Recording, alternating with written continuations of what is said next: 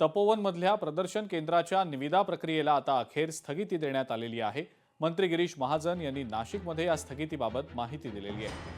वृक्षतोड करून तपोवनातल्या जागेवर साधू महंतांसाठी भव्य डोम उभारला जाणार होता। हाच डोम पुढील 32 वर्षांसाठी खासगी कंपनीमार्फत प्रदर्शन केंद्र म्हणून वापरला जाणार होता।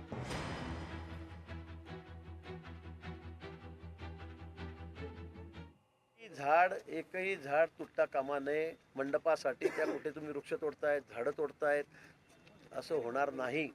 ते गरज पडेल, मी माननीय मुख्यमंत्री मोदींशी बोललेलो आहे, गरज पडेल तसं असेल, झाड तोडून कोणी करत असेल तर ते रद्द करा, माननीय मुख्यमंत्री मोदींनी सांगितलेलं आहे। ज्यांना काही अडचणी असेल, तक्रारी असतील, निश्चित त्याचं आम्ही सर्वांचं निराकरण करू आणि हे करताना झाल्यावर मग आम्ही ते झाडांना हात लावू। आपल्याला हे सांगतो, ही झाडं लावल्यावर आम्ही त्या ठिकाणी त्यांना हात लावू, तोपर्यंत आम्ही हात लावणार नाही। जोपर्यंत नाशिककरांचं समाधान होणार नाही सगळ्यांचं तोपर्यंत आम्ही तरी हातही लावणार नाही।